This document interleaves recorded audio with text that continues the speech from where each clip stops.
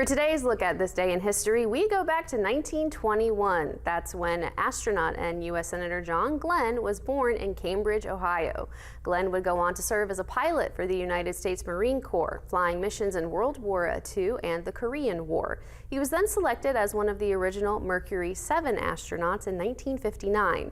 Glenn became the first American to orbit the Earth in 1962, and he did it 3 times. He would also become the oldest person in space when he flew on the STS-95 Discovery at 77 years old. Glenn served as a Democratic senator from Ohio from 1974 to 1999. He was awarded the Presidential Medal of Freedom in 2012.